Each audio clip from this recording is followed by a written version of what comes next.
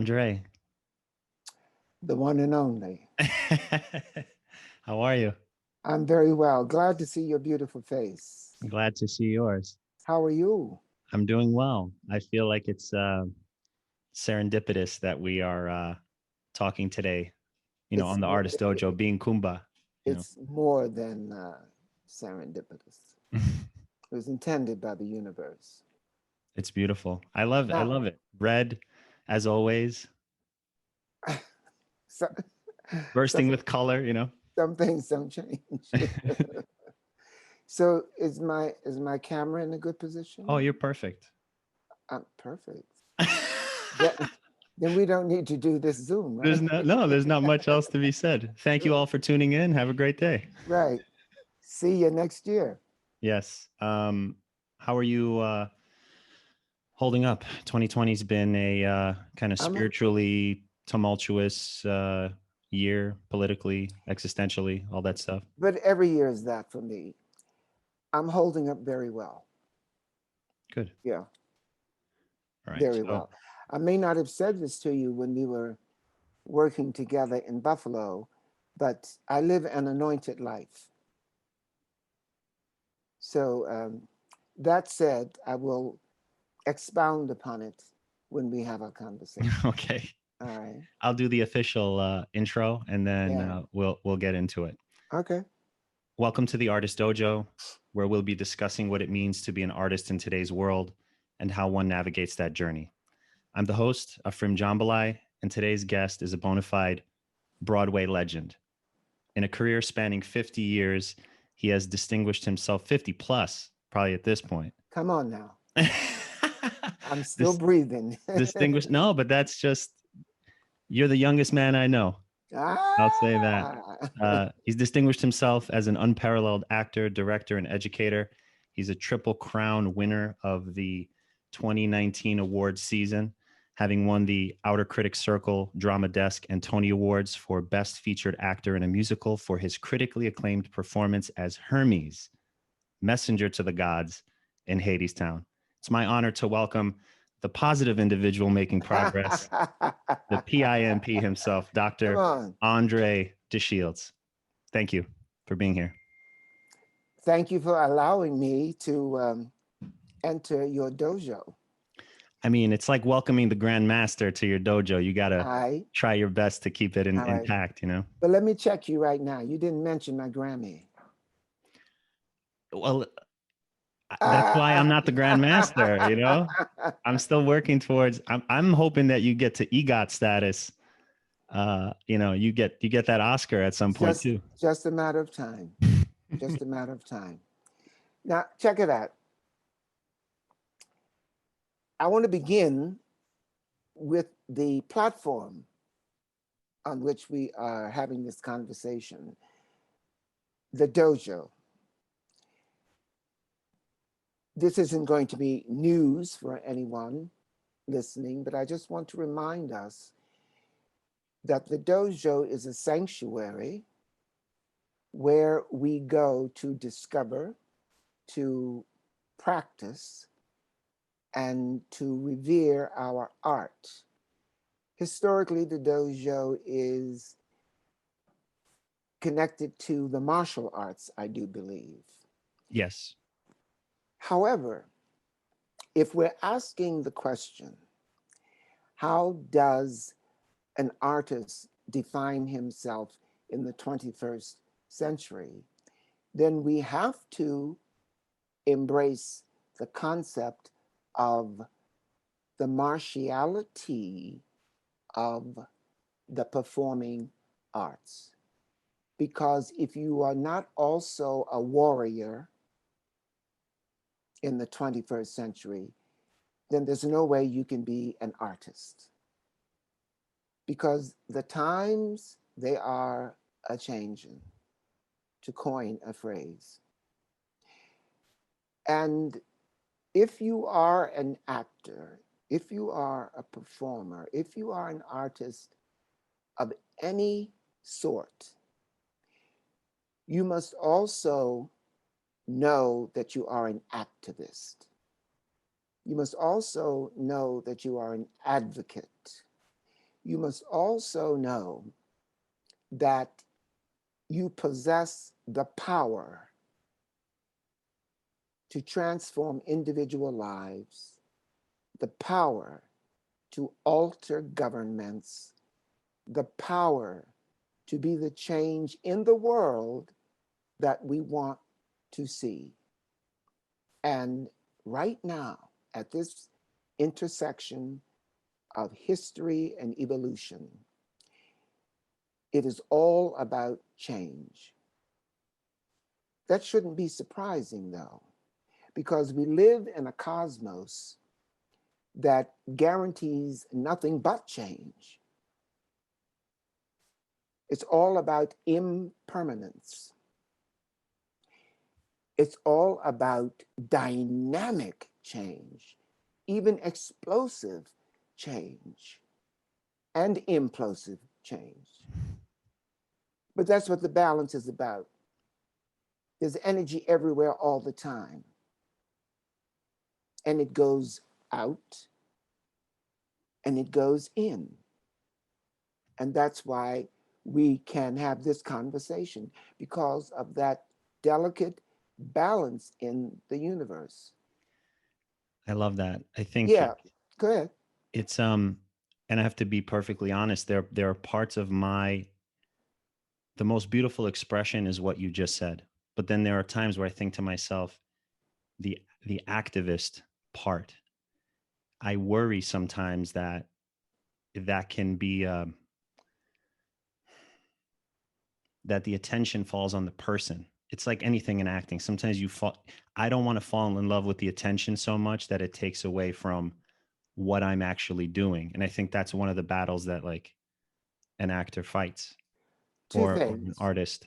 Two things I want to respond to. It's okay to worry. You just have to worry about the right things. And action is the essence, the core of the concept of being an actor. We're not reactors. Unfortunately, that's what we have become in the era of COVID-19. We are reacting in panic. We are reacting in fear, when indeed it is now the time of the artist, for the artist, to go into her toolbox and do exactly what it is that has brought us to this forum. Go into the dojo, bring out the appropriate tools, and act appropriately. Now, if you are an artistic warrior, then you already understand that whenever there's a difficulty, whenever there's a complication, whenever there's a problem, it is a disguise for a blessing. So we aren't supposed to avoid it. Although, in terms of the pandemic, yes, if we are cautioned to shelter at home, do that. If we are cautioned to physically distance, do that. If we are cautioned to wear face covers, do that. I love that you said physically distance and not socially Yeah, because distant. that's a misinterpretation. That's a misuse of the language. Yes. I understand exactly what it means. Well, I know you do, which is amazing, because I have to say there's and we'll move forward because I want to be respectful of your time, but you have this regality to you, this excellence you carry yourself with, which can be not so much Distancing. no, but not so much intimidating as much as it forces somebody to do better. I find myself using my best language, speaking in a way that is respectful of being essentially in front of like a grand master of the art form that you are. And I think you you demand that in a way that is respectful. Like, I don't ever think you're not a bully about it, but you have this way that you just want people to rise up in the way that you have done so yourself over the course of your life and career. Thank you. No, I'm not a bully. I know how to be a bully, but I am not a bully. I think you saw a bit of the bully in me when I was directing Oh, you I was just in about to say Hair. that because someone asked me, they were like, what is it? They saw my resume and they're like, what is it like to work with André De Shields? And I said, well, it's like if a Marine Corps drill instructor was motivated by love. He You makes know, it happen. you could have done this conversation all by yourself, because love is the next big topic I want to embrace. But let me finish saying this. Concise, succinct, laconical. Not not laconic. Oh, Yeah, hey, that's I okay. have a But lot to yeah, work on still. yes, concise, succinct, laconic. Oh, I'm so glad you remember that. Yeah, but now here's the thing. Here's the thing. I want to share with all of us an experience that continues to enlighten me. And it comes from the theater. In 2006, I had the opportunity to perform as the stage manager in Thornton Wilder's brilliant play, Our Town. Deep in Act Two, and Act Two happens in the world of energy, the world of the spirit, whereas Act One happens in the world of the material. People are living on the planet Earth in Act One. In Act Two, people are living, guess where? In some sort of purgatory. Now, the stage manager gets to say this. Now, there are some things we all know, but we don't take them out and look at them very often. We all know that something is eternal, and it ain't houses, and it ain't names, and it ain't earth, and it ain't even the stars. Everybody knows in their bones that something is eternal, and that something has to do with human beings. The greatest people ever lived have been telling us that for 5,000 years. Yet you'd be surprised how often we lose hold of it. There is something way down deep that is eternal about every human being. Once I learned that monologue, it has never left me. Why? Because every day of my existence, it unfolds in a different pearl of wisdom. And the pearl I want to share with you today has to do with those greatest people ever lived and what they've been telling us for 5,000 years. Because we are now at that intersection between history and evolution. When we look over our shoulders, being nostalgic for the old norm, mistake. The old norm has kicked us in the butt. The old norm is through with us. Be on your way. And don't be looking for a new norm.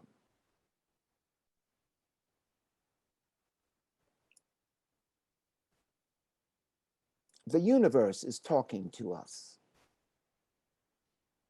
constantly, incessantly, consistently. And the longer humanity lives and grows on this planet, the less we listen, the less we hear. So now the universe has said, okay, I guess I have to put both of my feet up your asses so that you can begin to understand how you have not followed the charge that I have given you. Here's a reminder, basically. Here's a reminder, and the reminder is called COVID-19. You're always wishing for a level playing field. Well, here it is. I've leveled the playing field for you. What do you mean level playing field? Well, nobody knows anything and everybody knows nothing. You can't get any more level than that. Well, what are we supposed to do? The universe is using Mother Nature. Now, you cannot be living now and not notice that nature is collapsing around us. If this were a Shakespeare play, we would have no problem understanding exactly what's going on. When nature collapses, it is a reflection of our inner psychology. When humanity's spirit is askew, it is reflected in nature. And we need to go about making things right again. It's what Hamlet says to the corps of actors that he invites to entertain Gertrude and Claudius. And he says to them, make sure you hold, I'm paraphrasing, of course, make sure you hold the mirror up to society. Because when we hold that mirror up, we then see the imperfections. And it is incumbent upon us, the powerful, the artist, the people from the dojo, to then go about improving the imperfections, healing the festering wounds. That kind of leads me into the next, the first of the main questions, Go, which is, hit me. in the past, there was a reverence for artists, storytellers, griots, tribal elders. Do you think that exists today in today's world? It does not exist in the sense that it is not extant, but it is an embryo in the changing zeitgeist as we transition from 2020 to 2021. Now, you said in your salutation that this moment was serendipitous. And I said, well, not really serendipitous because it's been ordered by the universe. What is an example of serendipity is that we are having this conversation on the final day of 2020 and the penultimate day of Kwanzaa. That's what is serendipitous about it. I couldn't stop thinking about that all last night, actually. And I bow to you, my friend, because it took several emails to make this conversation happen. Well, everybody wants a piece of the doctor right now, you know. But what I'm saying is, and with each of your emails, you greeted me with the particular principle of the day of Kwanzaa. And today it is Kuumba. That's serendipity. Here we are in the dojo being our creative best, or attempting to be our creative best. Now,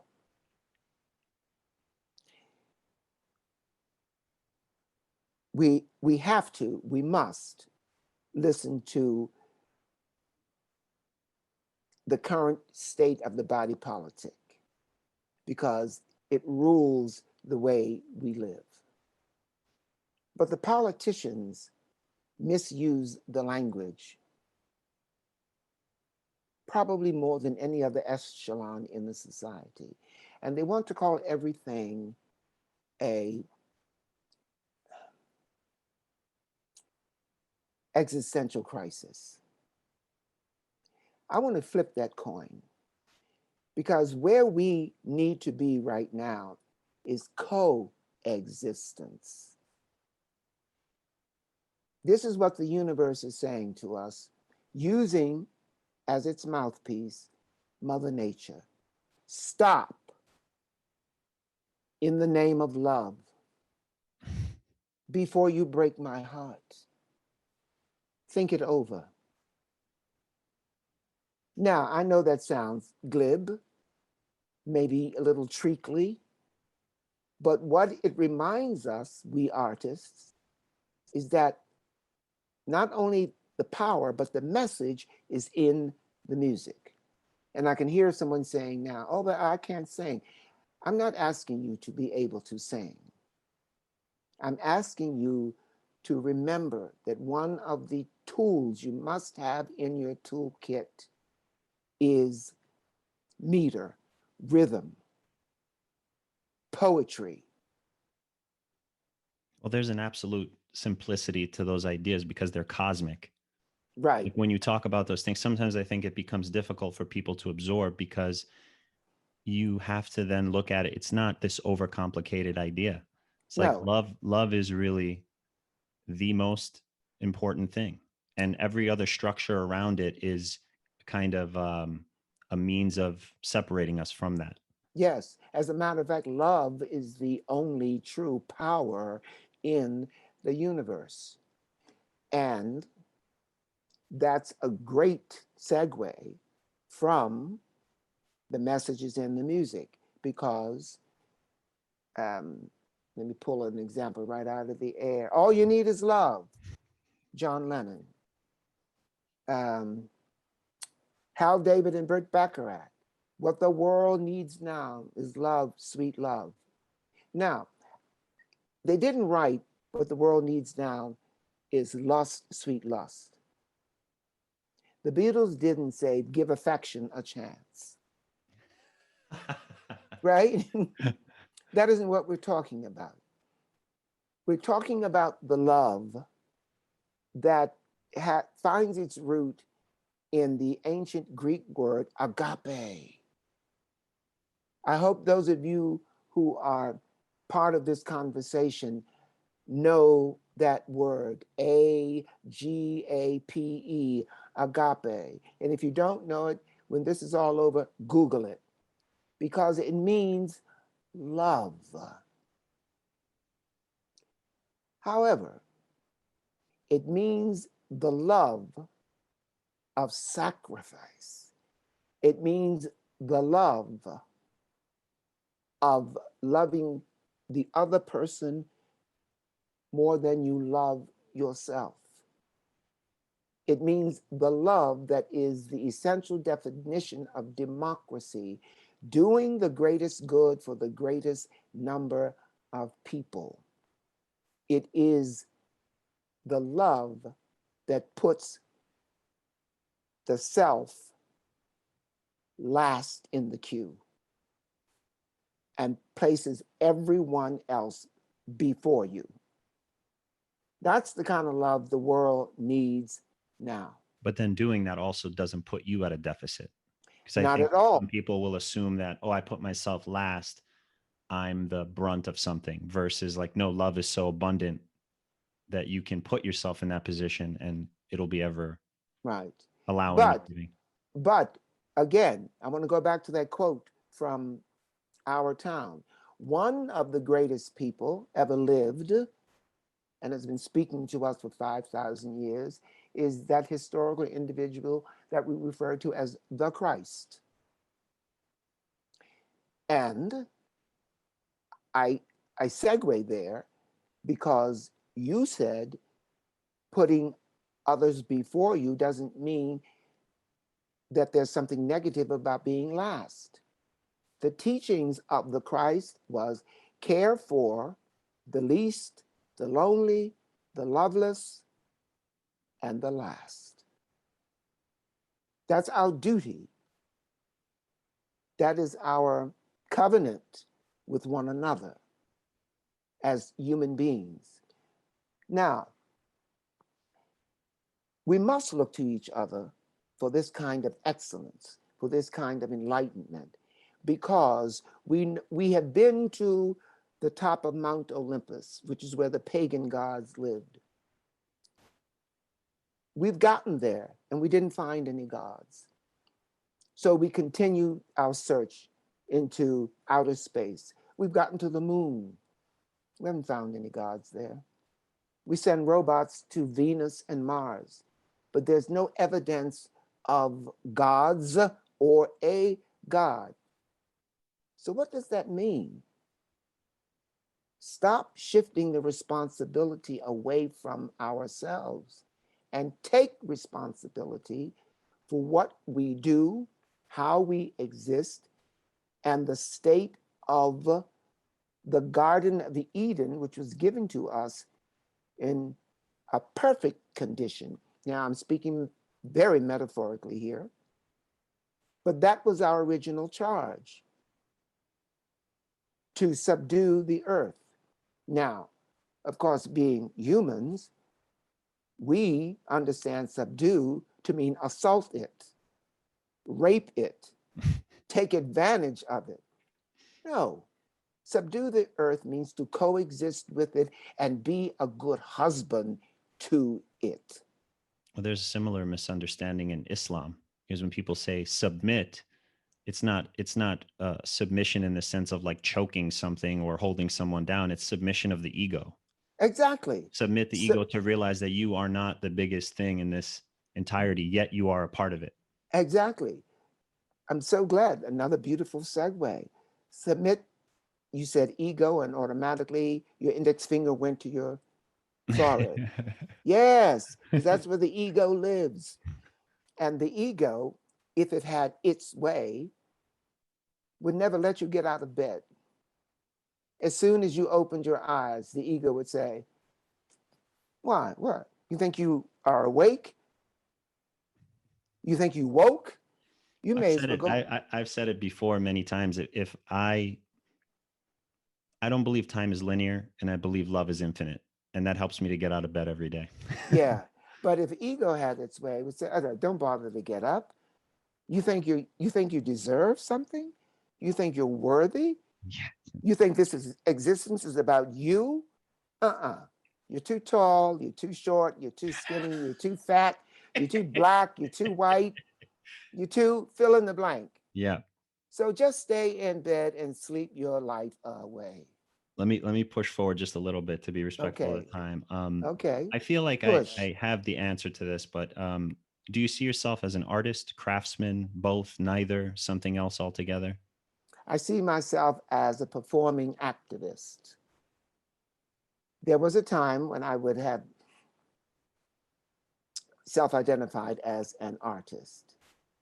But on January 12th, 2021, I will have lived on the earth plane for 3/4 of a century. I'm still growing. I think your minimum is what, 969? You're trying to 969. break that Methuselah? 969. Yeah, which is a beautiful palindrome. You put that in the mirror and you still get 969. Okay? That's something to work for. Now, so artist is a good thing to be, but it's not sufficient now. So what do you think it means to be that? To be an artist? Yes. I mean, I know you've touched on it and you said it, but in today's world, like you're saying basically. An artist, to be an artist means that you have awakened to the wisdom that the pursuit of the material world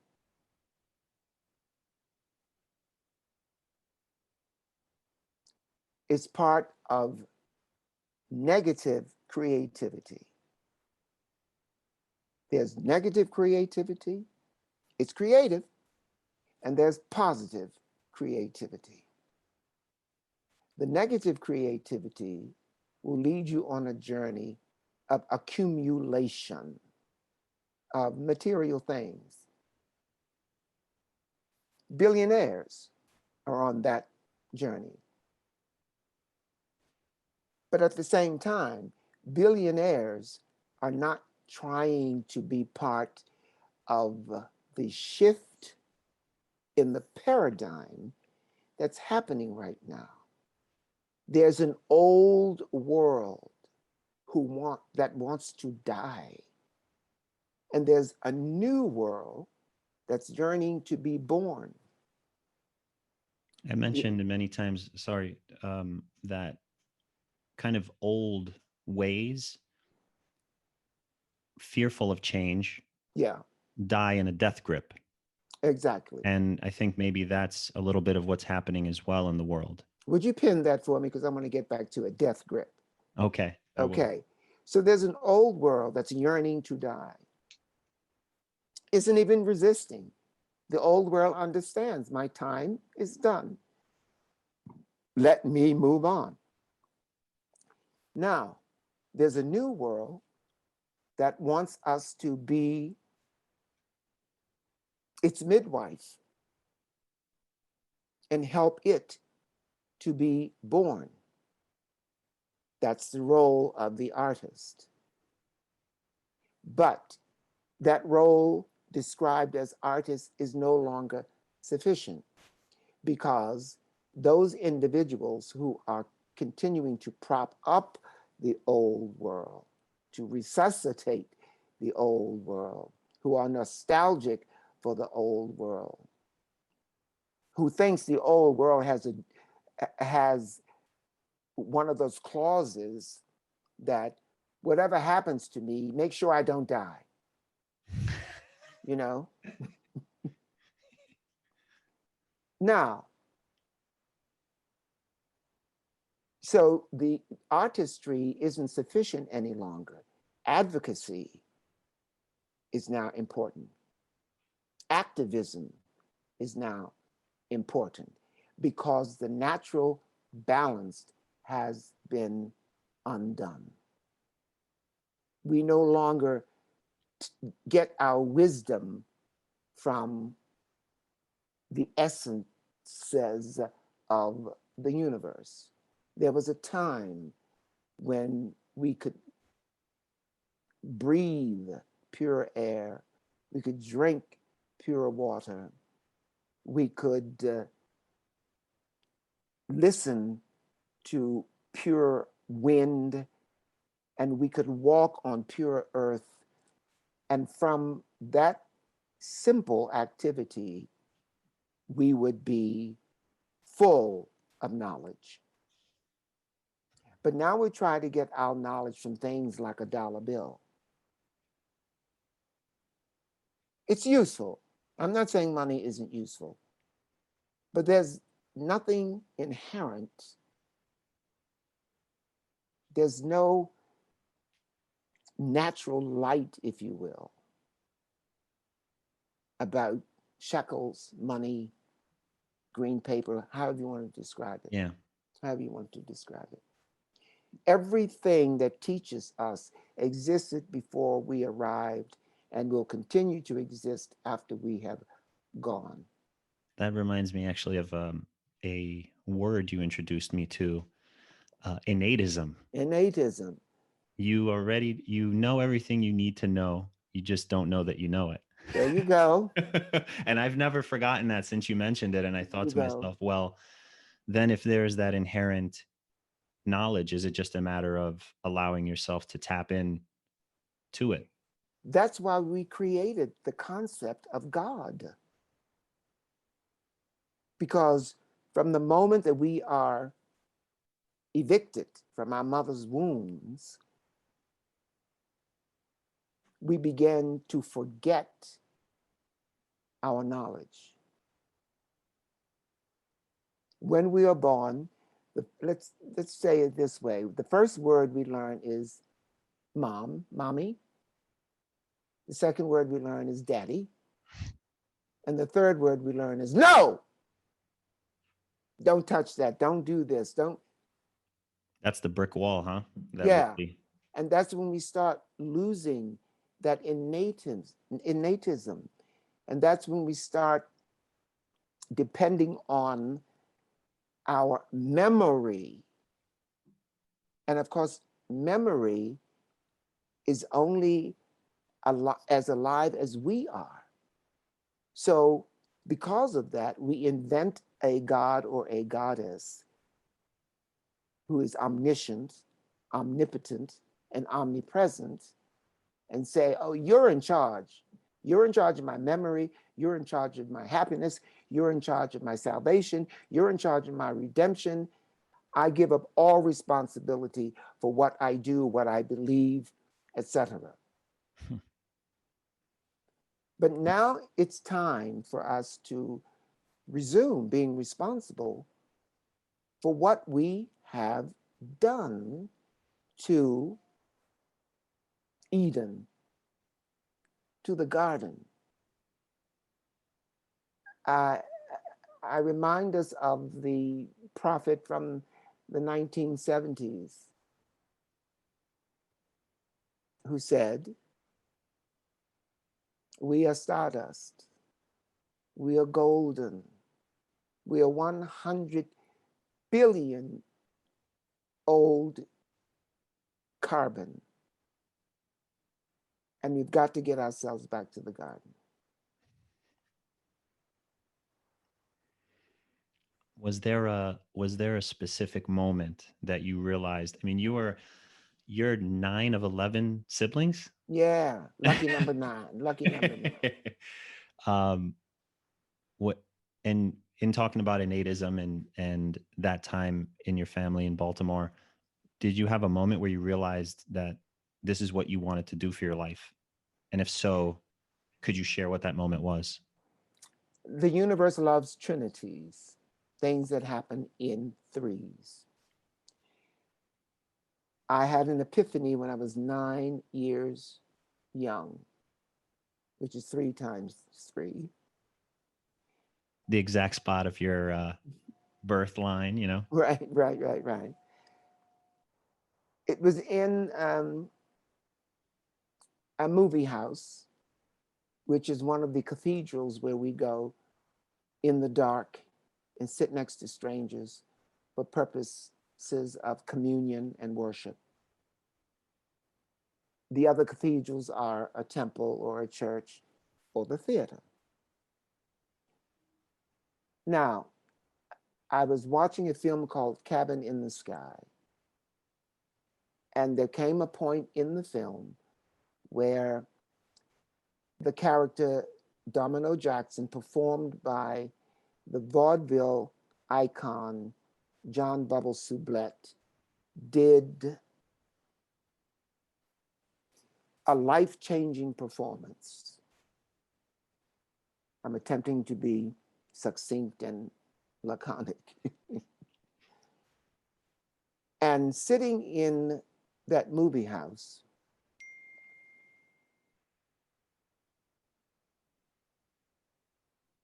there was a quiet hush, although there were people around me, and obviously there was something happening on the silver screen, but everything around me went quiet. Even that chattering magpie that lives up here. Because I think I must have said this to you when we worked on hair. I want us to get out of our heads and into our guts, because that is where we live. That's the core of our being. And there's a small voice that lives there. Small in the sense, not that it's not powerful, but small in the sense that it speaks quietly. It never shouts and tells you only the truth. Our So sympathetic response comes from there. it is our responsibility to do away with the distractions so that we can hear what that voice is saying. And at that moment in the movie house, that voice said to me, pointing to the screen, Andre, that's what you're going to do. So that was the epiphany. However, that's not a trinity. Something's missing from there. Here's the equation for artists and artistry. You must have a dream. And more often than not, the dream comes before the epiphany, because it can happen anytime in your life. You can be 1 day old, and the seed of that dream can be planted. So you have the dream. Then the epiphany comes, which is support for the dream. So you're 2/3 on your way to the Trinity. The Trinity happens when you actually execute the combination of the dream and the epiphany. That's when the third part of the Trinity happens. Now, for those of us who are artists, particularly those of us who are performing activists, that's when someone finally puts a check in our hand and says, I'm going to pay you now for your gift.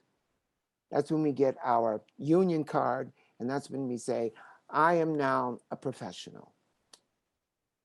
That's the Trinity: dream, epiphany, and then the legitimacy of being compensated for your natural gift.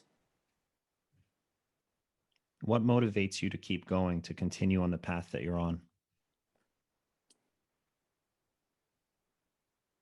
The covenant that I made with the universe, which is, use me.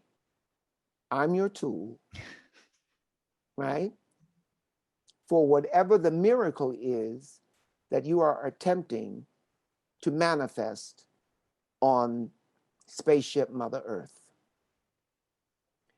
And if my days are 30, although in the scriptures we are promised 70+10, but I'm already 5 years ahead of that, which is why I'm encouraged to make that 969. However many days you have on this planet, every one is a miracle. Now, so the covenant I make is, it is not if, it's when. When I am needed, when I am called on to share agape, I will be there. Now, here's a very material example of evidence for that. You've already mentioned it. 2019, Sunday, June 9th, I received, after 3 nominations, my Tony Award. Took 50 years to happen. But that's okay, because in that time,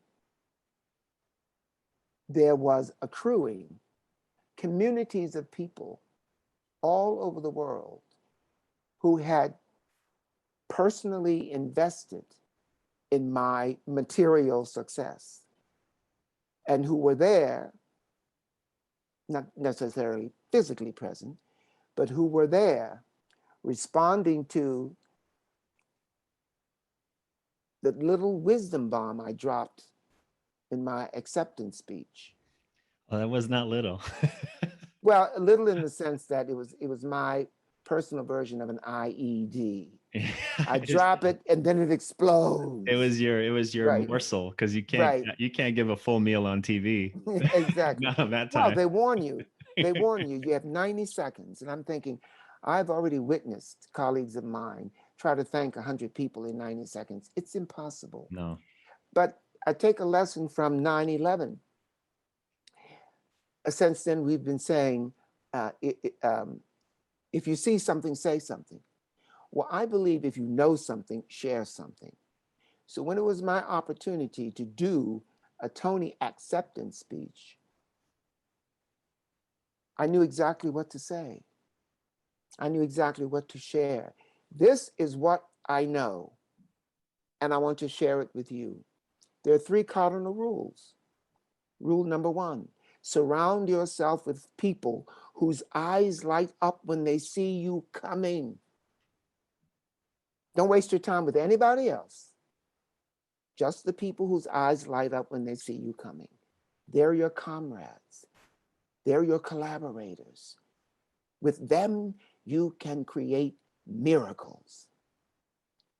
Cardinal rule number 2, slowly is the fastest way to get to where you want to be. Most people quote me and they say, where you want to go. And it said, no. It has nothing to do with go. It has to do with where you want to be. The concrete place that you want. Well, you want to be where you must be. If we got everything, if we got to go wherever we wanted to go, we would never receive the blessings that have our names on it. Another prophet from the 70s. You can't always get what you want. But if you try sometime, you just might find what? You get what you need. And that's what keeps the cosmos in balance. The universe says, I know you want this. I know you want that. But what you need is this third choice. It's the law of karma. If we're in the dojo, we better talk about the law of karma. And I'm not just talking about every phrase in a rap song. What goes around comes around. Yeah, we know that. But the laws of karma are 5.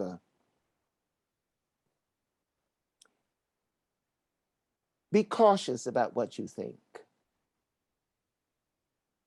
because you will act on what you think and that will become your deed.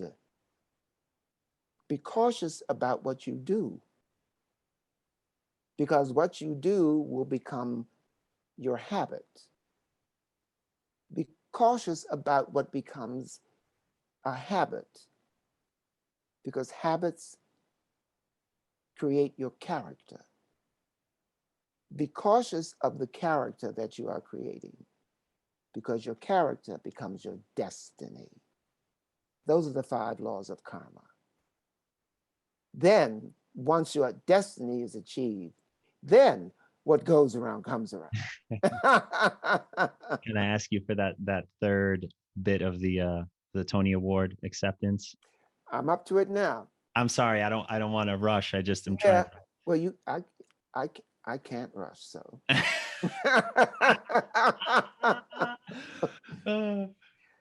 Cardinal rule number 3, the top of one mountain is the bottom of the next. So keep climbing. Now, I'm not saying you aren't supposed to achieve pinnacles. Of course. One pinnacle I achieved was receiving my Tony Award. But now, am I supposed to put it on a chain around my neck and wear it and puff out my chest? No. I'm supposed to look, take in the panorama, take in the vista, and then turn my face to the sky and realize there's yet another pinnacle. There's levels upon levels. Yes, there's more work to be done, which is why artist isn't sufficient. Artist and advocate. Artist, advocate, and activist. So as we continue to grow, we continue to change dynamically. That's what the cosmos expects of us. That's why when we send these searches into outer space, they find things like ammonium and gold and hydrogen. That's exactly what we're made of.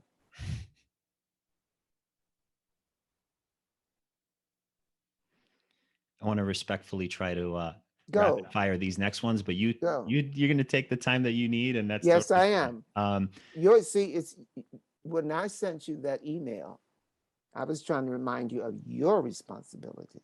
Oh yes, I'm keeping it within. I like to keep it within an hour, and I just want to. What is an hour?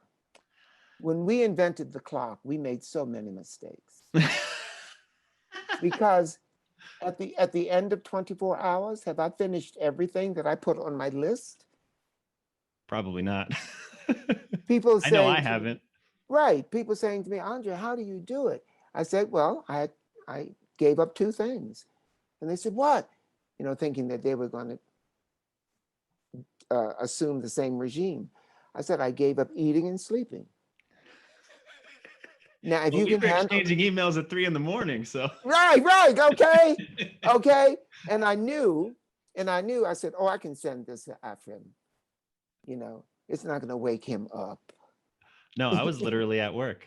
Right. I will say, I will ask, how do you deal with failures, mistakes, regrets? Come on. These are delusions. We have to understand. I know we have to speak a common language. I understand that. But what you are expressing to me, if I may truly wax poetically, is that when perched capriciously on the precipice of the abyss, there is no choice but to jump. There's no such thing as a bottomless pit. You do not fall forever. Yes, it's a dark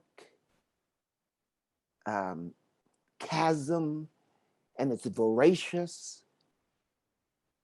But if you jump into the darkness, you are headed toward the light. Just as you cannot see the star, you cannot see the heavens at noon. You have to wait until the sun goes down and there's a dark velvet sky for contrast. And then your soul is renewed, knowing that I am not alone. I am not a cosmic orphan. There's sentient life all over the place. Every rock when I'm walking, every pebble that I kick, when it shows its other side, it's miraculous. So how do you? Every breath I take is a miracle. So don't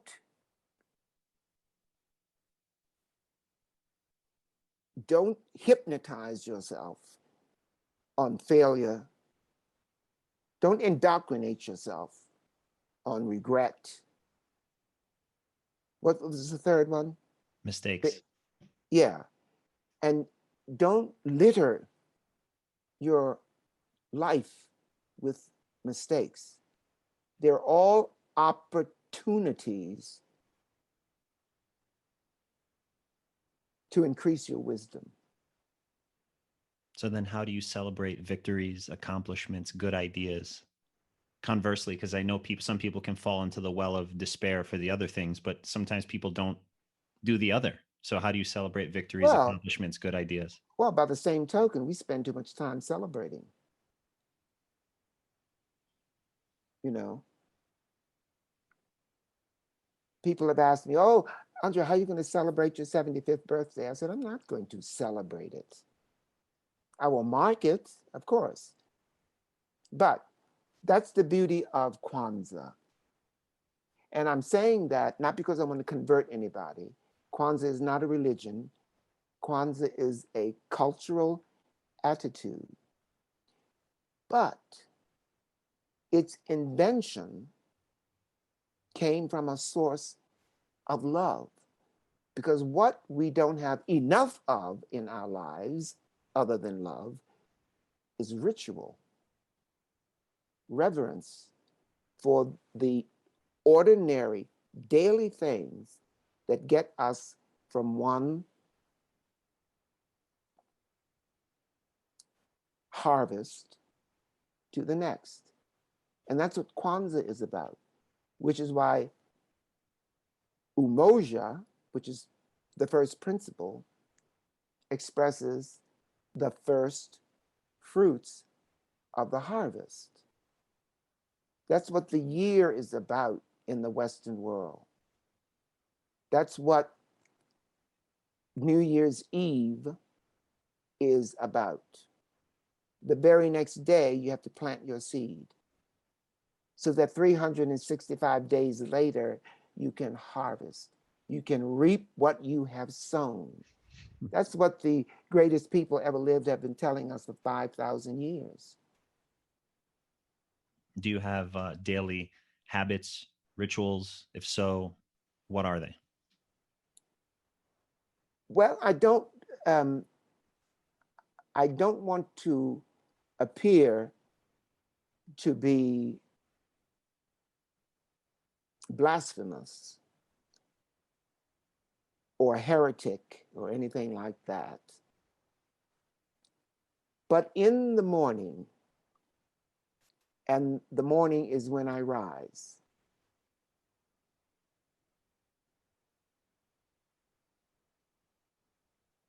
I have a trinity, if you will, of blessings. The first part is I thank the Holy Spirit, which I believe is that eternal thing that the stage manager was talking about in our town.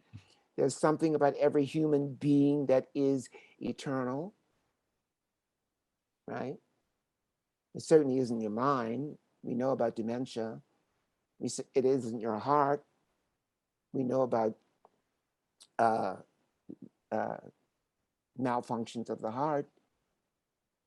It certainly isn't your knees. People are getting their knees replaced on a daily basis now. So what is eternal about us? It isn't this fleshy envelope. This is a temple for what is eternal about us. And it is that spirit that animates us. That's what's eternal. And that's what I call the Holy Spirit, so that I can communicate with other people. That's a language we all know. That's the first part. Coffee or tea? I don't drink coffee. You know why? You're already jazzed up? No, it turns you black.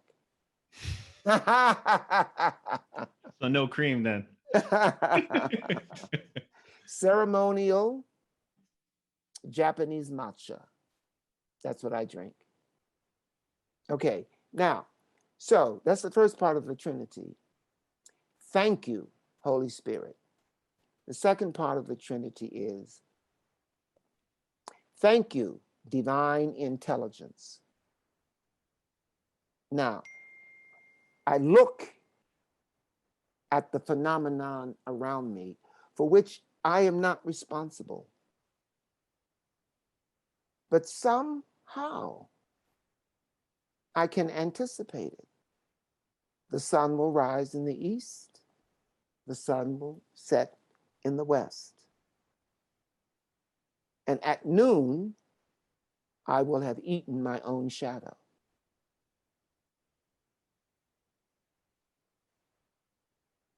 So it makes me understand that there are forces in the universe more powerful than I. And the one that everyone experiences on a daily basis is gravity. Okay? Try to beat gravity. You can only do it 300 miles up. And then you're in trouble, unless you're in a spaceship, etc., that kind of thing. Now, the third part of the Trinity is, I've now said, thank you, Holy Spirit. Thank you, divine intelligence. I now say, thank you, Spaceship Mother Earth, for allowing me to be a passenger for as many years as I'm going to be fed by you, and keeping me safe as we travel. You know how fast we travel through the universe? I mean, right. Forget about breaking the sound barrier and all that madness. And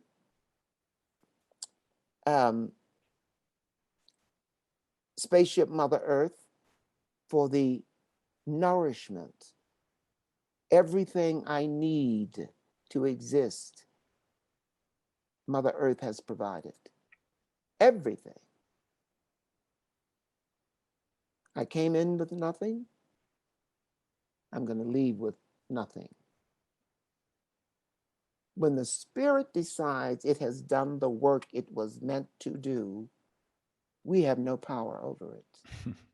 It must be on its way, which is why we shouldn't be so foolish as to squander a nanosecond. We have work to do. We should be doing it. We should be coming together. We should be communicating. We should be collaborating. We should be levitating. We should be elevating. We should be helping this baby world, this new world, get born. I see your yin yang Hey, come on. symbol right there. I love it. And Come it on. brings me to this, and I want to wrap up with this because I think it'll be interesting. Are we boring people? Not at all. No. Like I Oh, said, I want to do my best to keep within that time frame. I know you have a lot. I will not stop it. I'll continue going. I I have a want, but million things to ask you. I do want to hit, right? Every bullet that you sent me. Yes. Okay. Um, so with that yin yang symbol, it reminds me you had an interview or series of video interviews that were cut up on YouTube.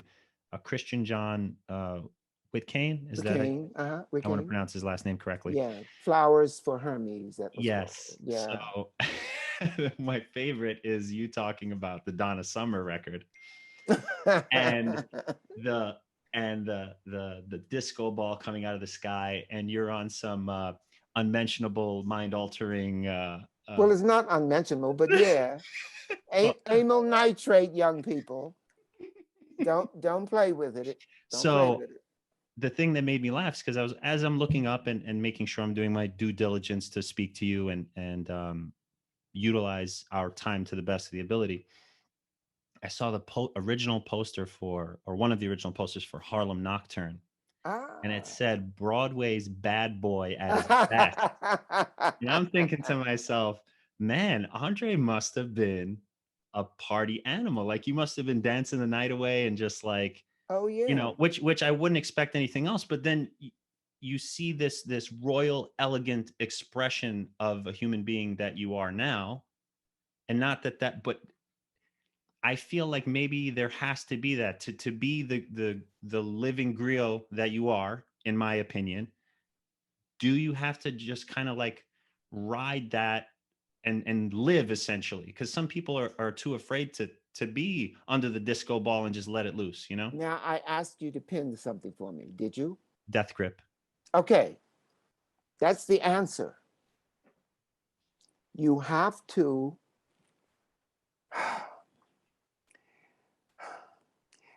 eat life. It's a sumptuous meal. You have to stuff yourself. You have to overeat when it comes to living. And then you have to let it go. The problem is when we have a death grip on the things that have offered us pleasure. Part of the balance in the universe, the reason why we go to the dojo for discipline, one of the reasons why there is a bodhisattva living in each of us who wants to be awakened. That's what the 7 chakras are about. Mm-hmm. Okay? Is that I cannot express it any better than Terence, the ancient Roman African who leaves us with many iconic quotes, but this is the one I want to use. Now I have to get my Latin head together. But Terence wrote, Homo sum. Humani nihil me alienum puto, which translates as I am man, nothing human can be alien to me. So everything is on the menu. Think of it as a one of each. Maybe two of a couple. Right, yeah. And several desserts, you know. Everything is on the menu, and what's the term I'm looking for? It's a potluck supper, right? Everyone is invited to bring their most delicious dish, knowing that it's going to be consumed, right? And then you've had that experience. You let go of it. You move on. That's beautiful. That's growth. That's the law of sustainability and longevity. That's what the Buddha went in search of. The balance between misery and ecstasy, which is the definition of life.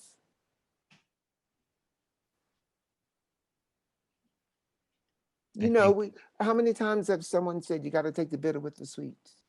Mm-hmm. Mary Poppins said the spoonful of sugar helps the medicine go down. You know, all the greatest people ever lived have been telling us this for 5,000 years. How come we forget it?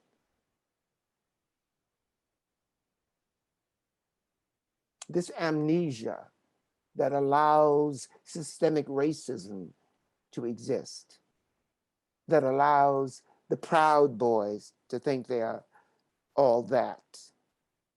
You better learn to sing a song, Proud Boy. You better learn to do a pirouette.